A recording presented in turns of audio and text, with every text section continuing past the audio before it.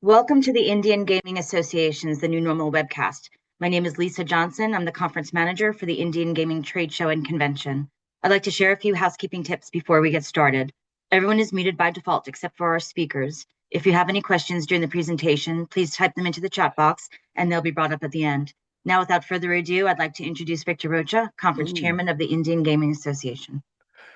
Good morning, everyone. Thank you, Lisa.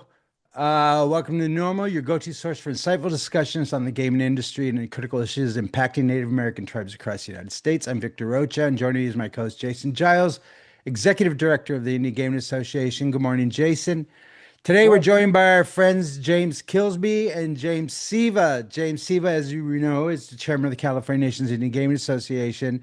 And James Kilsby is the chief analyst and VP Americas at Vixio Regulatory Intelligence. We've known James a long time. He hasn't been on the show since 2021. We were just, so you look younger, you look vivacious, and same goes to you, James. I definitely Did don't feel. you I did probably feel 10 years older than then, but I'll take that as a compliment from you, Well, Victor. listen, we've been through a pandemic. We've been through, we've been through world wars. I think what AI got sent in it. Now we're fighting robots on the shore, right? They're coming after us. I think that's where we're at. Again, Yeah, good morning, everyone. A very important. So let's just jump right in, right. gentlemen. First of all, welcome, very welcome. So let's start. Yesterday we had the hearing confirmation over at the Senate Agriculture. Jason, you were there. James, I'm sure both of you guys were plugged in. Let's talk about what happened yesterday. Uh, Jason. Just real quick, I mean, the hearing for Mr. Brian Quintenz to be he's Trump's nomination to chair the CFTC. And before we get into the details and everything, one one thing I did learn, and it jumped out at me and was a frightening thing. And apparently, the CFTC is not the only agency where this is going to happen. But at these independent agencies, CFTC, SEC, Federal Trade Commission, Trump has essentially gotten rid of everybody who was there before he was inaugurated. And the president, under these independent agency statutes, nominates all the commissioners for these independent agencies. So in the CFTC's case, there's supposed to be 5 commissioners. And according to Senator Schiff, Senator Booker, this is happening a lot in the other agencies. President Trump is not going to nominate anyone other than the chairman. So the other 4 positions will remain unfilled at the CFTC, and this guy will be, for lack of a better term, the CFTC czar for President Trump's entire term. And this, again, this is happening at other independent agencies, and Congress was never meant to be set up like this. They always expected the president in good faith to fill these commissions, but given his war on what's going on with the federal government and just trying to bend it to his will and get rid of the employees and everything else,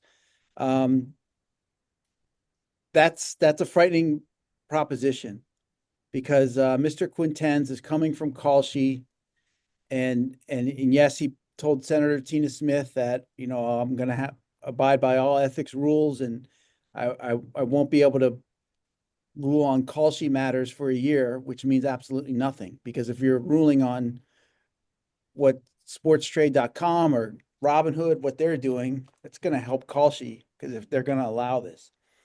And that's where we're at with that. So, if this wasn't in the bag already, if you didn't think it was in the bag, it that just brought it home to roost. And so I don't know that, coming out of that hearing, that we're going to get any resolution or help from Congress on this anytime soon, at least not before the 2026 elections. Jason, that's a frightening thing. So, I mean, we're going to have to be like dogs on a bone on this issue for the next 2 years. And even after that, it's going to, take some work to get this Commodities Exchange Act, either amended or updated, something to bring them back to their senses. Now, we can sit here and talk about what all the other events in there, but James Siva, are you in California, or are you were you out at NSA? You're in California, okay? Yeah, I'm in California. We have CNIGA membership meeting tomorrow, so I'm here. Okay, great. And because the NCI went on this week, and I stayed back in DC, but I'll just tell you what you led off with, Victor. The word is just not getting out there, and if it is getting out there, people just don't understand the issue. Because there were a couple California tribes at our gaming subcommittee at NCI saying, why don't we know anything, or why haven't you said anything about that? And Chairman Stevens stayed over an extra day today to bring some stuff onto the floor to give it some more prominence. But James, there's just no way anyone in California, if you didn't hear about it, it's because it just, like a lot of this, it's just blowing right past folks, and they don't grasp that this is sports betting. And I just met with some tribes this morning here in DC, similar response, and they're East Coast tribes. What if and I gave them all the paperwork and all the stuff we've been sending out from, and really, James, when you look at it, they announced this so-called policy change on February 5th. We expected to have that roundtable in April. They canceled it. So this has really been only going on for maybe a solid 6 weeks in terms of bets happening out there, and this becoming a real thing with Kalshi, the way they're advertising now, and then all these other folks wanting to get into it. So, we can sit around and understand or not understand why the word isn't getting out better, but it is just a complex issue, and you saw it yesterday with the senators. Now, Adam Schiff was arguably the most well-informed and brought up the tribal aspect of it, but boy, did that Mr. Quintens leave himself wide open for a lot of questioning, and there was just very little follow-up. And that's just kind of where we're at right now. It is a tough issue unless you're just deep down in it, like we have been every day, every week for, really since the CNIGA meeting out there when you guys gave the first full briefing. Mhm. And the attorney was there giving that PowerPoint and showing the threat to tribal gaming, but commercial gaming and state sovereignty. And I think from now on, Victor, we're just going to hang on to this like a PR relations, and we don't want to. I'm not rooting for anything bad to happen. I'm not rooting for the Super Bowl to be fixed or the 1919 Black Sox to toss the World Series. But the truth of the matter is, if they had asked Mr. Quintens just simply, how do you know what these sports, but who's putting them in? What age are they? Go down the list of anything that a tribal gaming or commercial gaming regulator would ask about these event contracts. There's no way he could have answered any of them because he doesn't know. And I doubt that Kalshi knows or cares. They're taking out billboard advertisements in Oklahoma. Hey, your neighbor's betting on Oklahoma City tonight. Are you? That would have been great to ask some questions if that's what the CFTC was allowing by allowing these so-called event contracts. So, James, I just to get your impressions, and then James Kilsby, definitely from a media perspective, we want to hear what's going on, because I just really think our focus is going to have to be on the media. But go ahead, James. Yeah, I think you nailed it, Jason. I know there's still a lot of tribes who are new to this issue and just starting to hear about this and just starting to get a kind of understanding about this. And at this point, I think you're absolutely correct. Instead of saying, well, why didn't we hear about this sooner? Or how do we address this? Like, we need to get past that and just know that this is an incredibly important issue. We are working on it, and we're going to keep working on it. Like you said, we're going to have to be a dog on a bone with this one. Because I think you're right. I think we're going to get very little movement, especially after hearing some of the comments made in that confirmation hearing yesterday. The ties from Kalshi directly to the administration is just, after the confirmation hearing, it's impossible to ignore. And as we've heard from the outgoing acting chair, CFTC essentially needs one person to run that entire commission. They don't have a quorum requirement. They don't have a statute where they have to have so many commissioners in place to make decisions. So if this is going to be the only person who's confirmed for CFTC, essentially Brian Quintenz would be the CFTC, um, which is a scary thought. But I think you're right. We have to think about long-term plans. How are we going to do this?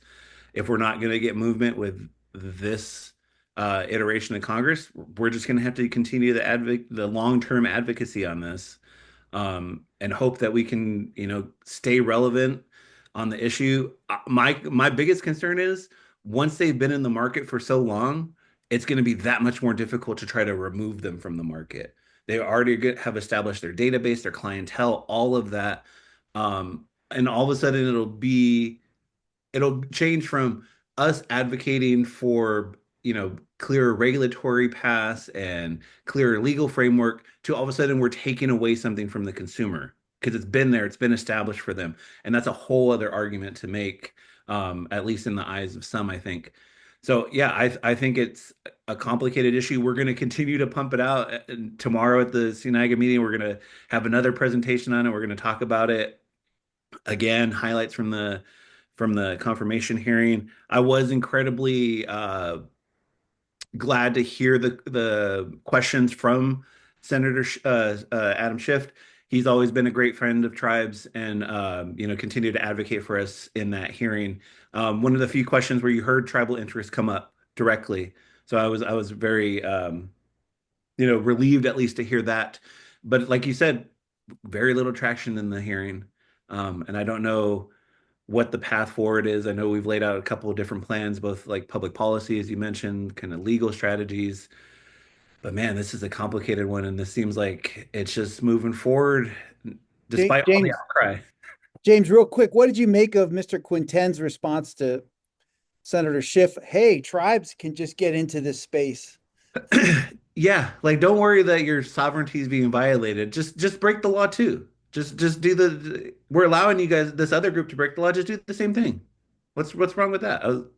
Yeah, I think that's The lack of questions over just state sovereignty also shocked me. I mean, you had, senators from states that don't allow sports betting, Alabama. Even mhm. you had Senator Justice from West Virginia, who they rely on a lot of sports gambling tax revenue. They were one of the first in America after post the PAPSA decision to implement sports wagering in West Virginia. You'd think he'd know a thing or two, but dead silent about any kind of state sovereignty and whether this is breaking West Virginia law. And is Tuberville, as a former college coach in a state where there's already been a gambling scandal with the Alabama baseball coach who Mhm. using a runner to bet on his team, nothing.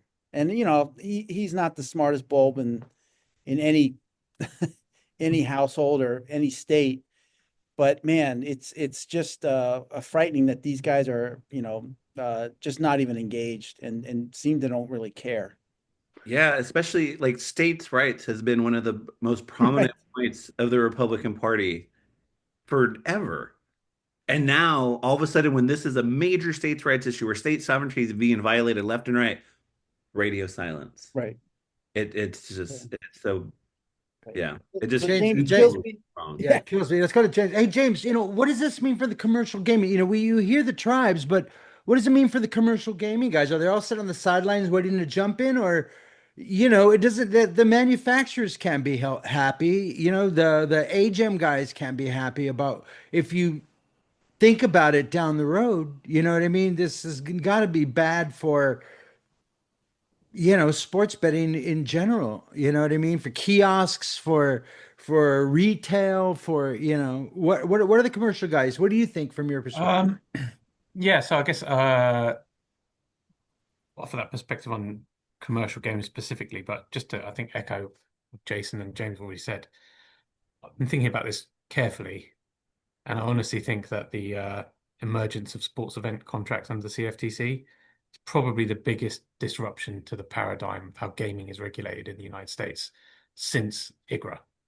IGRA actually established a pretty settled, albeit very bumpy. I'll defer to the many chapters of legal questions that have come under IGRA that have been debated, but that determined that states and tribes would regulate gaming within their jurisdictions and subject to the confines of IGRA. And the federal government's role really since that time has been very limited. had a an enforcement focus with some federal statutes that have been passed, and does have the overlay when it comes to anti-money laundering. But there really is no past precedent that we can really think about where you have a federal agency authorizing entities to offer what many in the industry would say looks, smells.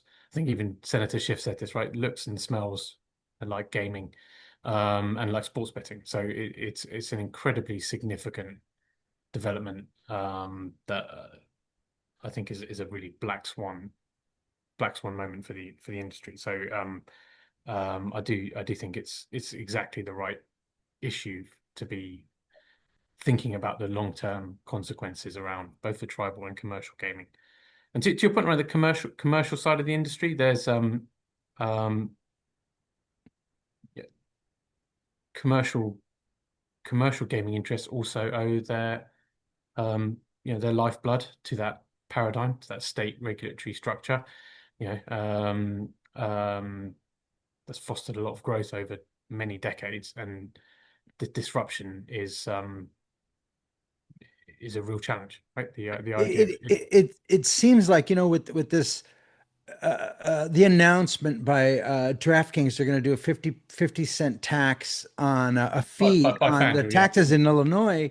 This is the kind of thing where the guys who came up were born in disruption. We're birthed out of disruption, are gonna head into this. I mean, why would they pay that tax when they can go, and that's what they do anyhow. So, where's the motivation to stay in the regulated market? No, that is that's a big question, and I think most of the commercial industry is in opposition to sports event contracts for the many reasons you just said.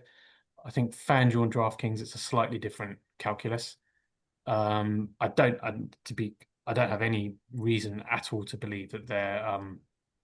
I think they were caught as surprised by this as anyone else. So I don't think there's been any input there. The cards have been dealt to them just as they've been dealt to everyone else. But I think where they have different sort of consideration is they are the preeminent brands when it comes to online sports betting. And if there is sufficient legal regulatory clarity as this rolls forward through the courts, fundamentally, are they going to have really a fiduciary duty to their own shareholders to participate? Because to your point, if the margins on operating as a designated market contract in an Illinois, in a New York, and let alone in states where they haven't authorized sports betting, if that opportunity is available to them, do they have a responsibility to their shareholders to at least explore participating in it? I think at this point they are not. They're not. Then, for all the many questions we could explore today, they're not there yet, and they have. Yesterday they weren't yet. Yesterday they weren't there yet. I think after the hearing yesterday, and after, I think it's pretty obvious that anybody with eyeballs and a brain that this is going to go forward, and your pleas and your laminations are going to be falling on deaf ears, because they're going to go forward with this. This is the new paradigm. Disruption is the name of the game. So the tribes, we're going to have to use the old levers of power that we've pulled before, but this is a new game, you guys. We have to change your mentality. You have to fight this asymmetrical warfare. If you don't understand, then, get out of the way and let those of us who do.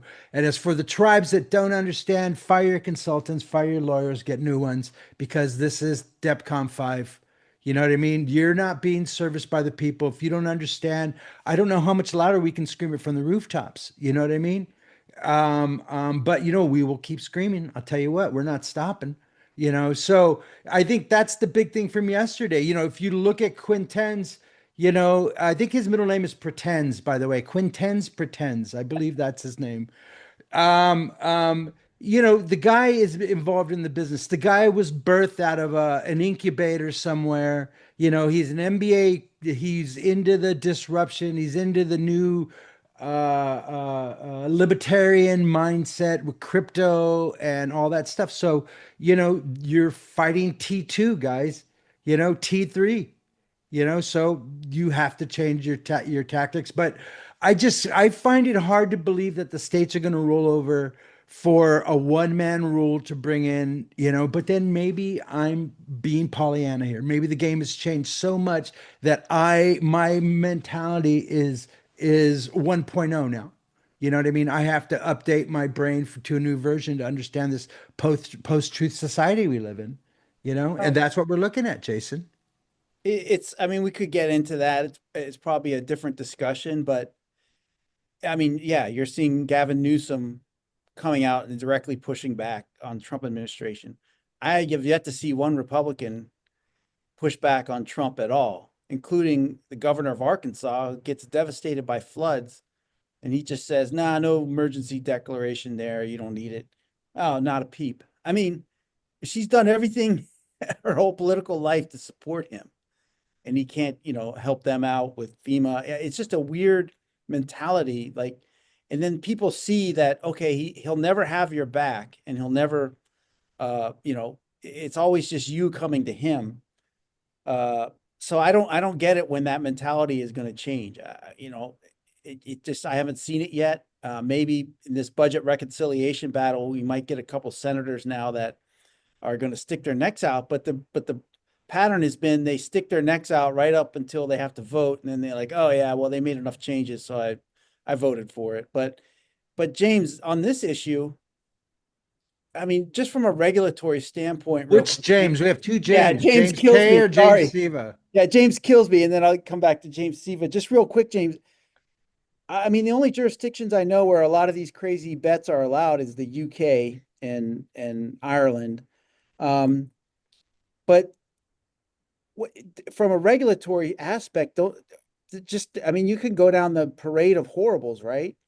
And I don't understand why nobody's asking the CFTC how you intend if somebody takes out a contract on a school shooting. What kind of society are we living in at that point?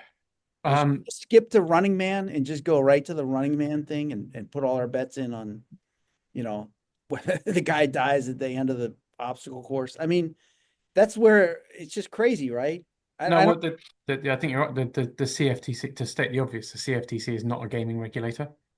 And if we think about how states and tribal gaming commissions and then international regulators have sort of built their expertise and frameworks over time, when many of the layers that they build on are similar when it comes to responsible gaming and licensing of suppliers, sports integrity reporting. Now, all of these elements that you see clear, that obviously states' laws and regulations are different, but they tend to revolve around the same core themes.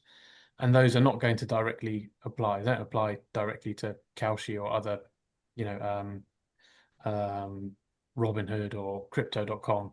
So it is a sort of a parallel regulatory system for offering sports betting. You mentioned you made a good point really about novelty bets as a term that's used in the industry where in the UK and some other international markets, you can bet on politics, you can bet on economic events and other, non-sports areas, but those are regulated as sports betting, right? You have to offer the same types of integrity controls on betting on whatever, Big Brother, as you do on a sports event, and those are regulated by gambling commissions, and equally, we Kalshi and others, they're different in the sense they are peer-to-peer platforms. Betting exchanges in the UK and Australia and other markets, those are also regulated as forms of betting, just slightly different forms of betting. So the idea that there is a sort of peer-to-peer contract exchange based on the outcome of sporting events that's regulated by a financial regulator, not a gaming regulator, there isn't really a precedent for that. There's some nuance in the UK with spread betting, but this is absolutely a sort of unknown territory. James, what do you think about Quinten's when they asked him about event contracts being commodities and the Commodities Exchange Act? He said the law is clear. You know what I mean? That was pretty wild. I think that's the big. There's a lot of things from yesterday's, but that was one of them. What do you think about that? Um, it won't surprise you, Victor, I haven't sort of been a closet expert in commodities exchange laws for years, and I've just been waiting for the right moment to bring that up. So can't really speak to the specifics of the law, but I really just think that statement goes back to exactly what started off with both James and Jason. Quintenz is who he says he is. Yeah. He has previously been on the record um, with an open view that sports events could be permissible event contracts. He's been on the board of Kalshi, which is the evangelist for prediction market expansion. The CFTC, although admittedly not under his chairmanship, recently backed away from a legal fight over political events betting, election betting. I think I took that statement honestly, rather than a definitive legal statement, to be kind of confirming what I think we probably, those watching this area closely, already assume, and that is that the CFTC under Quintenz will be pro expansion of prediction markets in various formats, both on politics, sports, and maybe in other ways as well. So I don't know if that was I think the fact that there wasn't he's stating his um, an ideological belief around You, this you, area that he's already been quite clear on. as I'm doing my research, he said is that it's that he gained attention for arguing that event contracts such as on elections or sports serve legitimate financial purposes, a Yep. stance he articulated in speeches at the Federalist Society. So if it walks like a duck and talks like a duck, it can't be a black swan. It's a duck. You know what I mean? Yeah. No. You know, it's a duck. The guy came in for his ideological beliefs. Like I said in the email, listen, a leopard doesn't change its spots, but it will eat your face. You know what I mean? So this is exactly the guy is who he is. He comes from Andreessen Horowitz. He comes from the crypto. He comes from his background. So the guy he's perfect for what he's gonna do. Which is doing the one man gatekeeper to opening it up. And, states and tribes need to be on alert that if your senator, if your congressman is not doing its job, then you need to send it with those tribal advisors. They need to get involved. I don't know how to wake people up to the urgency other than doing what we're doing, so. James Siva, without, you don't have to speak for the California tribes, but the meeting you guys have tomorrow, I mean, California spent hundreds of millions of dollars the last election cycle on this sports betting issue. You know, I it's definitely more pressing in California than a lot of the other states that, like in Oklahoma, that, aren't really near any kind of agreement with their governor or even on the same page. But what I know you guys wrote a great letter to Attorney General Bonta about this, something that we've picked and choosed over to make that same point to the senators and also some other state AGs and state regulators. But anything from Bonta yet, and what are the next steps in the state really for this? Because I just California, the largest populated state, I mean, it could explode there to Victor's and James' point, and that's where we get all of a sudden this is normalized. Yeah, absolutely. We have not heard back from AG Bonta yet based off our letter. I think moving forward, I mean, we're going to look to engage with his office. If he's not going to respond to the letter, hopefully get a meeting directly with him to get some kind of movement. Starting to raise the issue now with some state leadership here in the state legislature. But again, with everything happening now with this administration in California, it almost seems like the more we raise the issue from California, the more they're going to double down on their efforts. We already see Newsom and Trump, and they've drawn the line in the sand already, on the issues in LA with ICE and everything happening right now. So with this issue, Both it's hard to get people to pay attention to it, as both Victor and yourself have mentioned. Like we've been crying from the rooftops, screaming from the rooftops, and yet even at NCAA, we still hear tribes saying, "Oh, no one's told us about this." I'm like, You're getting the information. You either your consultants are doing a good job, as Victor mentioned, or for I think honestly, for a lot of leadership, it's hard for them to engage on this subject because it's so new and so different from anything we normally engage in. But that's okay. Like we have to get Right. past that kind of, hesitation about wanting to discuss this issue because you're uncomfortable with it. Like this is something that's happening now and is moving quickly. And if we don't say anything, it will just become standardized. This will be what is happening throughout the country as far as sports betting.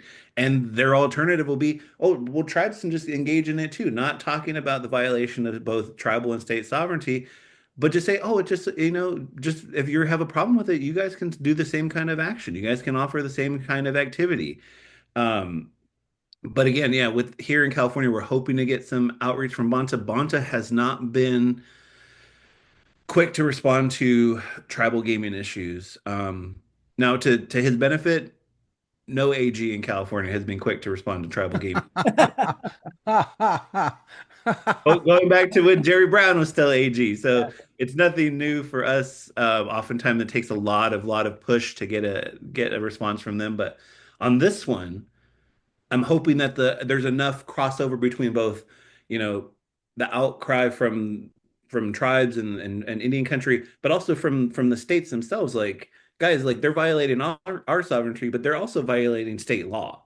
I was like, so even if you're not going to move for the tribes, you should move for the rest of the state. You should at least have a response for the rest of the state and all the Californians who are having, their vote lesson. Like you mentioned, like California has been focused on sports betting for the last 5 years. Numerous initiatives, hundreds of millions of dollars spent, which could literally all be for naught with this action that happened and has apparently been worked on for the last couple of years in silence in back rooms and waited till they have everything, you It know. hasn't been silent, man. We just haven't been in the right rooms. That's probably right too, because I mean we heard they've been working on the self-certification for what, 2 years, 2.5 years. Um, yeah, we just not paying attention to every area that we should be, but this one is different, and I think we have to pay the attention that it deserves. Like this one could fundamentally reshape what gaming looks like. It could fundamentally change the definition of what gaming is. And that alone, I think James nailed it. It could be as big a change to the industry that we've seen since IGRA, which was a landmark piece of legislation. And this isn't even a piece of legislation.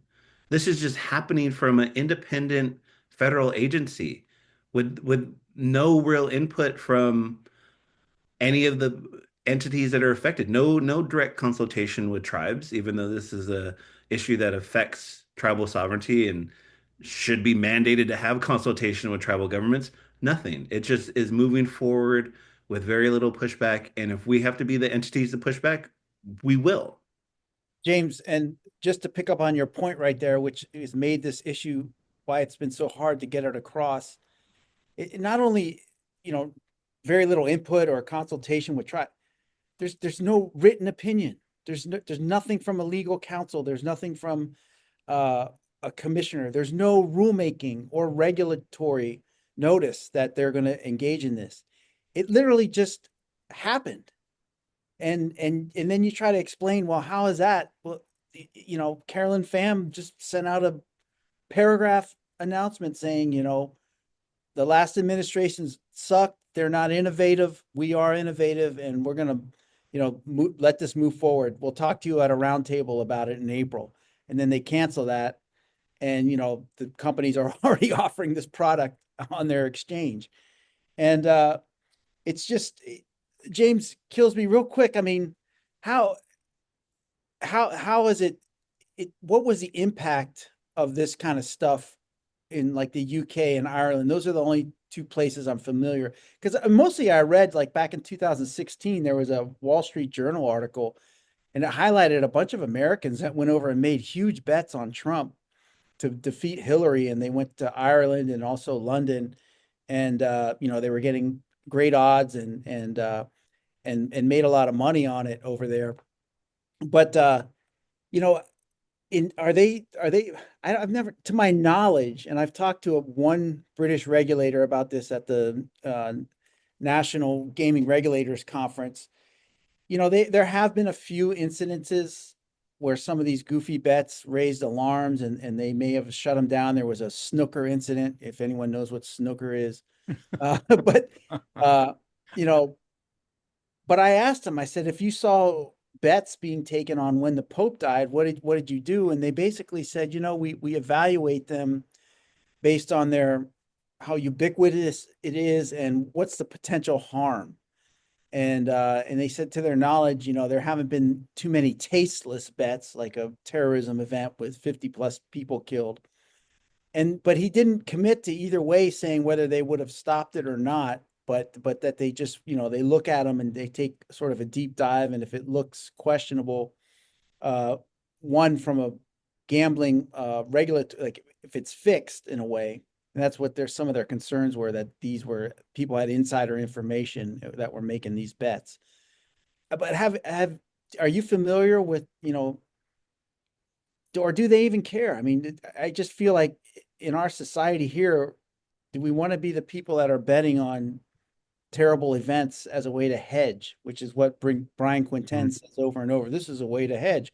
We could have hedged COVID shutdown if the restaurants were able to go and bet on whether COVID would cause, indoor dining to cease. I mean, but the restaurants would have still been closed. You know what I mean? So stuff. Yeah, I mean, it really boggles your mind how he's going to be so libertarian that you just fall into absurdity, right? But how has it worked over there, Jim? Well, there's a couple of different sort of layers to that, really. Okay. And I think one of the I think the core and number one issue for the gaming industry, both tribal and commercial, is the fact that sports events are being traded, right? Because we, within the industry, both globally and within the US, have always understood sports betting to be a form of gaming, right? States have regulated it as gaming. Sports betting is defined as Class 3 gaming under IGRA. For what I mentioned before, sports betting is regulated as a form of gambling and not as something else almost anywhere I can think of. So that's the one thing, is the encroachment of trading on sports events that looks like sports betting but not being regulated as sports betting. That's one area. The other area of this is the expansion of prediction markets on political, cultural, whatever, economic, social events. And it doesn't have the same, I don't think it carries, in the United States, doesn't sort of carry the same issue. I don't think we'd be talking about this issue quite so much if Kalshi was just offering trading on politics like it did in the run-up to election, which I think was very good for its brand. And then put it in a position of strength where it is today. I don't think we'll be talking about that in the same degree as a violation of state and tribal sovereignty. So that's a bit of a moral question about whether people should be able to trade or bet on political events. And I think that is relevant because I think it's relevant for Congress.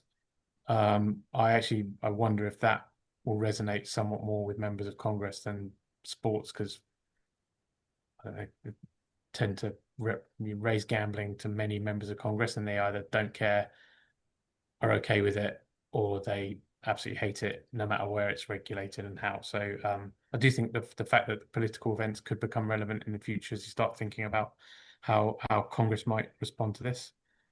And then you ask about sort of how international markets have thought about novelty events. There has been a recent scandal in the UK where there was insider betting, for kind of want of a better term, where members of the former Conservative Party that were advising on the election were able to bet on when a general election would be called last year.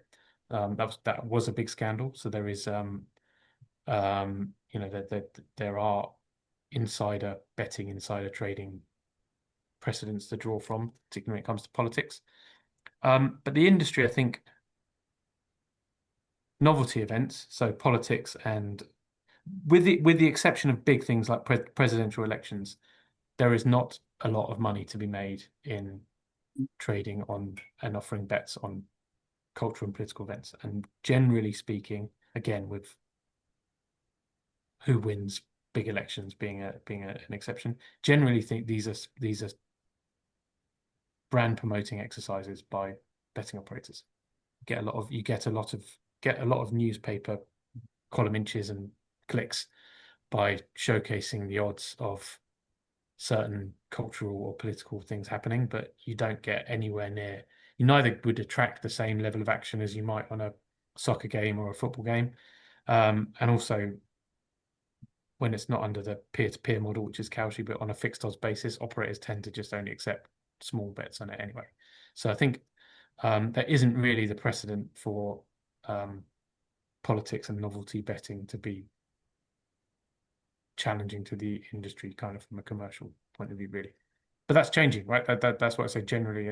We've seen platforms like Polymarket grow internationally. This is an emerging area that has becoming bigger, and I think it's and to Victor's point with the kind of crypto community and others. This is an area of interest. And in the United States, it'll be regulated by an agriculture committee, which just boggles the mind.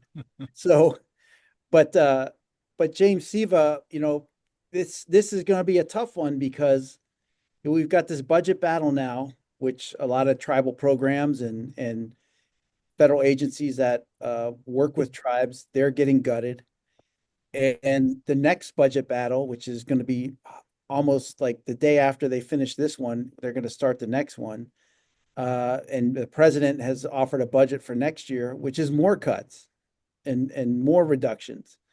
And so we're going to be up against it, trying to get our message through on this. When, I think a lot of it, like you said, CFTC, the first 5 minutes when you're trying to tell someone about this, they have 20 more questions than you have answers, because what's the CFTC again? Well, why is agriculture involved in betting? Well, who let this happen? I mean, all that kind of stuff, James, but this is just going to be a different type of one. And I think the states' rights issue, and just from a public policy perspective, we've got to ask people straight up, is this the kind of society you want to live in where you can make crazy bets like this? I don't know how else to appeal to folks' sensibilities right now, but what do you think moving forward for Indian country? Because this is a tough one. Yeah, it is incredibly difficult. I think part of it, like even leaning into the budgetary issues, a lot of those states that require federal funding to, continue to run their states and their programming, like if this was actually regulated and taxed, those states would have income coming in through this activity.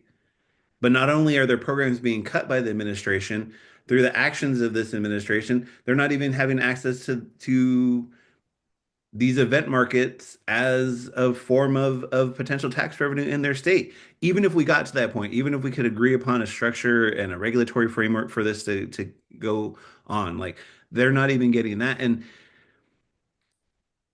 so much of the platform for this administration was, states' rights, state sovereignty, all of this. And now all of a sudden it is just silent on there. And I just can't understand how the governors in those states, the attorney generals in those states cannot speak out on behalf of their citizens. I don't understand it. And in here in California, not only are we facing the changes with the budget at the federal level, the state budget here in California they're estimating between 20 and 30 billion dollar deficit upcoming.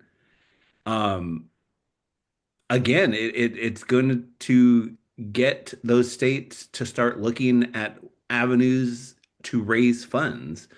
And so perhaps this is one of them, perhaps not, but perhaps it's enough of a push for at least to get some response. Maybe this will be the issue that we finally see a Republican leader stand up and say this is wrong. What this administration is doing to citizens in our state, whether that's, Utah or Texas or what have you, actually get up and push back on some of the actions from this administration.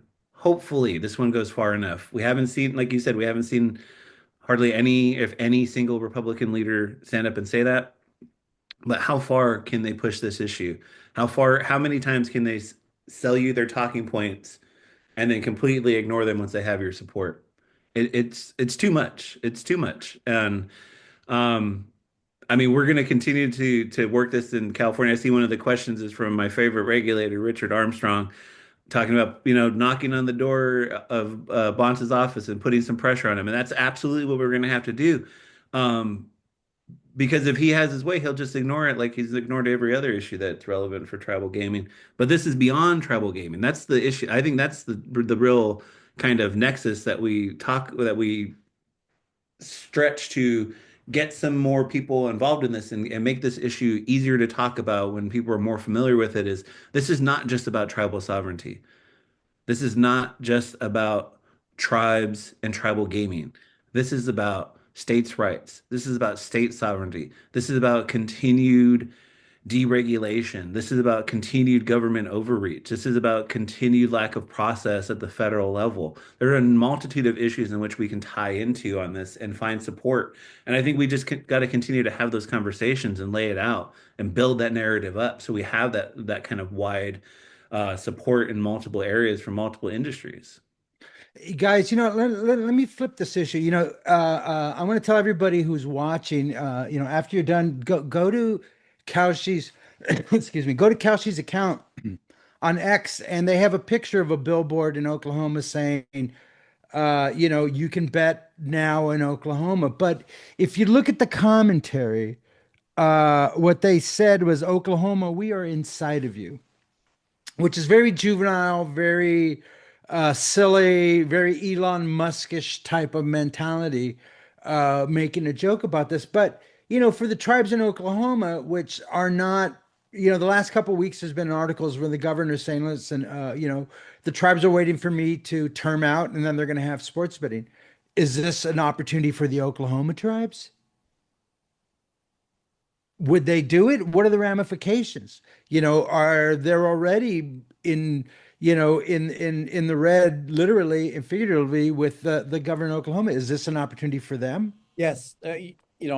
Good eye, Victor. This could be, that this is clear evidence that they're violating their jurisdictional gaming regulatory laws and also violating what they've established with the state under the Tribal State Gaming Compact and also IGRA. So, you wonder if they're, Kalshi's doing this and it's provocative, but it's also just sort of, no fear. And them turning around and suing the Nevada Gaming Commission so quickly, I don't think the Nevada Gaming Commission expects that. Who has the guts to take on the Nevada Gaming Commission? They run that town. So it's we'll see what the collective thoughts are in Indian country, but we are definitely we're going to be an amicus, hopefully, if the court lets us intervene in the Third Circuit case. But there's no tribes in the Third Circuit. So we don't know what the appeals court there is going to be thinking with regards to IGRA. But certainly the state law and this whole preemption argument that Mr. Quintens just sort of blew off yesterday by saying, I think it was Cory Booker or someone said, what if a state's already outlawed this stuff? He's like, well, it doesn't apply because these contracts are interstate contracts. So the state law can't prohibit them. I mean, there it was in like 5 words. And that's the way he treats a lot of things. Just like, oh, it's so simple. Like, what are you looking at? Oh, this part of the Commodities Exchange Act is clearly unconstitutional, where they list out terrorism and all these different events that they wanted the CFTC to take a public policy review of. It's unconstitutional delegation of, it's like, oh, thank you, Justice Roberts. I don't, like you said, it was a bit of an upside down world in there. And then you throw in the crypto aspect, which we really haven't talked about. No, we have to go into that too, man. crypto undercurrent there that, some of the Republican senators, and they're clearly doing it on behalf of somebody. I don't know who has a meme coin that's worthless, but they're up there touting cryptocurrency. And if you gave Tommy Tuberville, if you just bought a Bitcoin for him and said all you have to do is hit enter and then it's yours, he'd still mess that up. He knows nothing about cryptocurrency, I guarantee. Couldn't buy it, couldn't locate it. But these guys are all for it now. And I wonder why. And it makes no sense because there's no regulation on it right now. And I think it's the wave of the future. Yeah. I mean, was it you, Victor, that said, we're not going to be using US dollars on the space base, on the moon, on the way to Mars? We don't need change, and we're not going to have change in our pockets on the way to Mars. Yeah, that was me. Currency, that's the whole point. But remember, that's what NFTs were about too. You're not going to take the Mona Lisa on a spaceship, so you're going to do the NFT. But that went in the toilet. You know what I mean? So, but listen, we're looking at a fundamental change in the world and the way we look at it. You need to understand that they're pushing they couldn't do Web3, so now they're pushing the biggest pyramid scheme of all, which is crypto. You know what I mean? And so now they're legitimizing it, and this is where they want to push it, and this is what they're all invested in it, And I remember when we were having these conversations, James, you were around when we were doing in San Francisco with both Jameses, when we were in San Francisco for Gigsy and stuff like that, when we were just starting to talk about Bitcoin and all this stuff, and all these guys were around, and their world has become more a reality, and our world has starting to be pushed back, not naturally, but politically.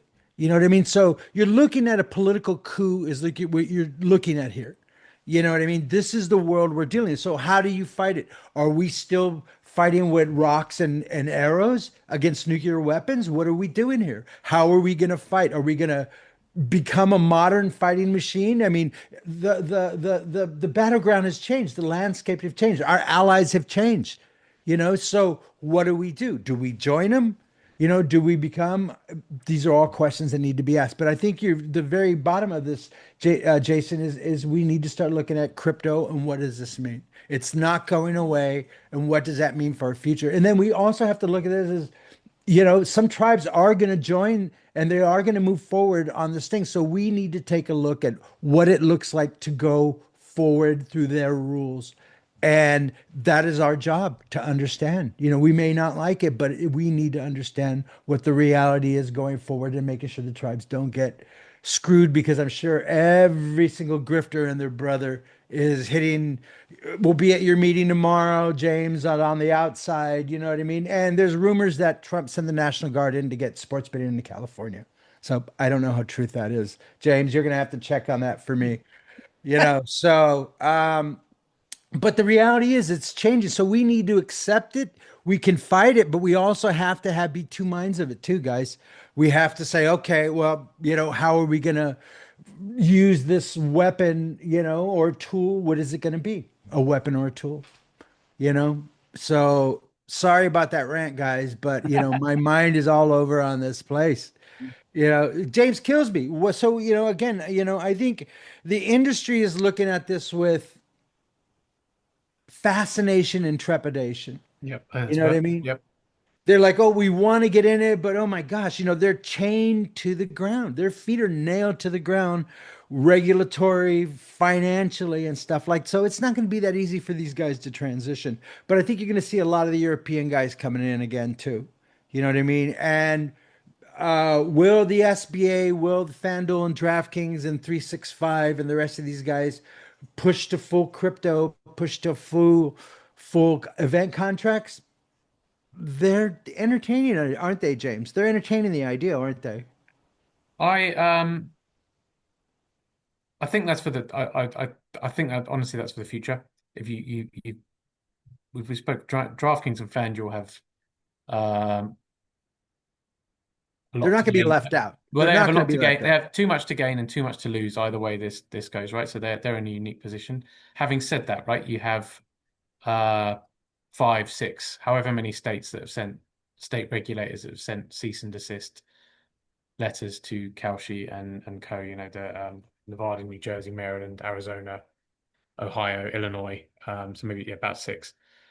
These are also the regulators that license and regulate their core businesses.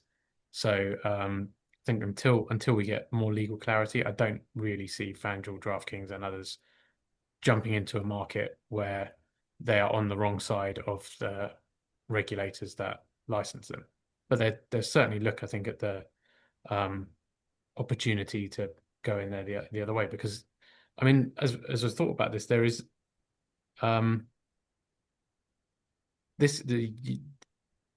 it's very, very possible that this is the new reality, and that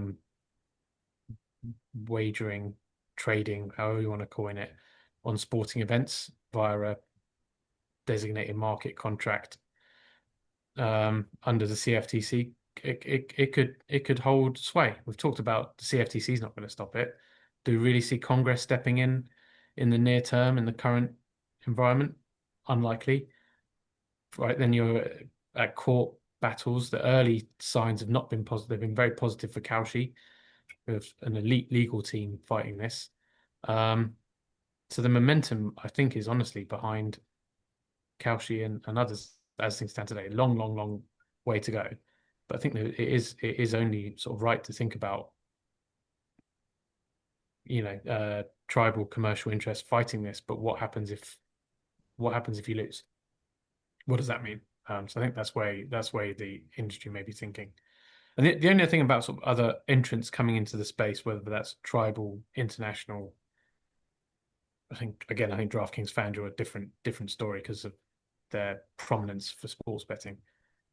This is not I don't see this being an area where you'd have masses of competition among dozens and dozens of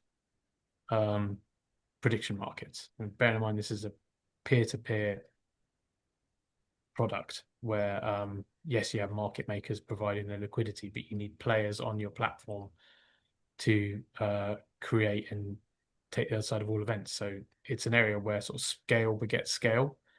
So if you fast forward this years and years, it's a bit like how we always talked about online poker back when that was the game in town. There was never going to be multiple winners of online poker. You would talk of 2, 3, X number of platforms that would be successful. And I think that's something to consider with prediction markets as well. Is I don't know how many Kalshis there would be in a future where the legal and regulatory issues have sort of stabilized, and that is a thing. I think it would be a small number of winners in this market. Every once in a while, I stick my nose into the online poker world to see what these guys are saying and stuff like that. That's a very sad place to be, right? That's a very, very sad, pathetic place, man. It's like underneath the bridge in Philly or something like that. You know what I mean? There's a lot of sadness underneath that bridge. So, but it's interesting too. And we're thinking, those are a lot of the same people too. That was a lot of the same demographic. And, you're also looking at a big demographic change here too. If you look at who it is, it's young men, it's, 20, 30 years old. And, the guys that used to play poker just got tired of being taken by the pros. And so now, they were into that, the democratization of trading. And now they've moved into, gambling, although it's not called gambling. So, the demographics are the same too. So who knows? Maybe they'll move on too. Maybe it won't be that exciting, but it is at this time, it doesn't seem to have the same experience that you get from a FanDuel and DraftKings type of thing, which moves a lot faster and the pace is faster. But, I had a conversation yesterday. I'm going to be up at the Northwestern Indian Gaming Conference, or the Washington Indian Gaming Conference, on a Tuesday. And Scott Crow was saying, this is a lot like they've taken a playbook out of our Class 2 games. You know what I mean? If you look at what they've done, they've really said, listen, when we were doing Class 2, we were saying, what are you guys worried about? It's not a slot machine. It's a Class 2 game. It's a bingo. You have to put a dot button. but that thing sped up, and now you can't tell the difference between class 2 and class 3, and that's going to be the exact same thing that's going to happen with this. It's going to speed up, and once the innovation, not like that really innovative industry of sweepstakes, but I think this is going to be some real innovation here till it speeds up and stuff like that too.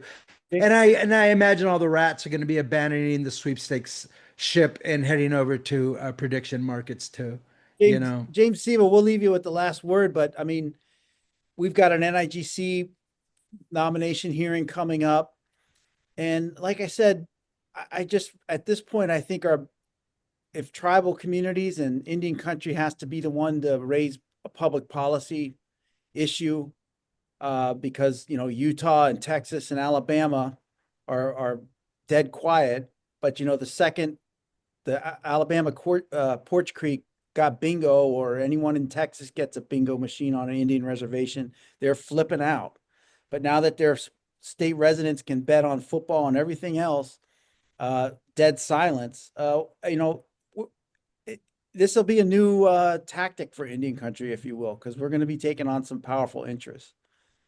And I think you guys in California have a little more experience taking it on straight up when folks didn't think you'd have a chance on this, whether it was Nevada Resorts Casino way back in the day, and then last year at the last election cycle. So Yeah. what do you think?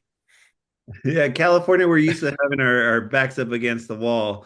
But we're always in it for a good fight, especially for good reasons. Like we're in it to defend sovereignty to the end. And I think you're right. This is going to be maybe one of the most biggest complex ones, because we're fighting. Who are we fighting? Like you said, there's not a piece of paper. Wow. There's not like a regulation that we're trying to argue. It's like this nexus of it's like we're shadow boxing. Yeah, But the quantum shadows realm change. stuff or something. Yeah. Yeah, it's tough. So because there's not like a central thing. We got to get this piece of regulation done. We need this bill through. We need this bill stopped. So I don't even know, like, there's not a clear directive of like, go after this, send letters here, send letters there. It's going to be kind of almost a grassroots effort of like, let's hear suggestions on who we should be sending letters to. Ag committee, sure, but even the ag committee is like, we don't even know what's going on. Santa. You know what I mean? Santa. That's it, man. Santa and the Tooth Fairy. Santa is it. Joni Who Ernst. else? Ann Landers is Might dead. care then. Yeah. All I want for Christmas is for CFTC Dear Santa. to go away. Mean men from the incubator, Well, Yeah. I hope, that's what it's going to come down to, James. And we don't want to root for anything bad to happen, but to the extent that they're going to keep saying this is a hedge. Well, there's a lot of athletes that have professional contracts that have a lot of bonuses involved, and they could hedge. If I get 10 touchdown catches this year, I get a $5 million bonus. But if I don't reach it, I've got this hedge in the CFTC markets. I mean, this is where it's headed, and we've got to determine if, like you said, let's find those other interested parties, whether it's players' unions, the professional leagues. And I think Valerie Spicer mentioned on there, the Republican Governors Association, state regulators. I was at that state regulator conference. Was great. There's a lot of tribes involved in the North American gaming regulators now. They're doing great jobs getting Indian country involved with the state regulators now. And we're going to have to go back to them, and we've got some letters for them to hopefully share with their members, to their state regulators. And that's really where this is going to start, James. Like you said, we'll go grassroots on it and find the interested parties. I'll make some contacts with the deacons at the Mormon Church if I have to. They have a big, church here in DC. Almost as big as the one in Provo. So, they just need to be aware that, is this the kind of society we want to live in now with these crazy bets? And I hear you, James Kilsby, that a lot of it, especially when the Pope was ill and all that, a lot of companies got some mileage out of the shock value of when the Pope will die, before or after June 1st, stuff like that. But we'll see. There should be a public policy discussion, and not senators up there just dancing around the issue and saying how great cryptocurrency is going to be. So thank you guys for coming today. Thank you. And thank you for everyone sticking Yeah. sticking around. We apologize. We usually ran a Yeah. little over and we usually don't, but this is a pretty important issue. Good And luck on your meeting tomorrow, James Siva. yeah, listen, we'll be back next week. I realize I have Wednesday. I'll be in Washington. But you know, I'm going to try to come back on Tuesday night now. So maybe we can make the webinar on Wednesday to talk about sweepstakes next week. So Okay. you know, thanks, guys. We're still in the middle of this. We're not backing down. James Kilsby, thank you so much, my friend. No, It's always thank you great for to having have me. you. No, I'll look forward to doing it again. You're just such a wonderful guy, and it's always wonderful talking to you. Mr. James Thank you. Siva, good luck tomorrow, brother. If you need any help, you know I'm always here. Just don't call before 10 a.m. We'll be looking out for the National Guard. I'm sure they're headed right to the VA hospital. They're heading over to VA hospital to California. force them to do sports betting. That's what I heard. So that's the rumor on the street. That's why the Marines in Pendleton are over there. Jason, thank you again, brother. Everyone, thanks everyone for sticking along with us. We'll see you guys next week. We're not going anywhere, we promise. Okay, see you guys. Bye. Yeah. Thank you.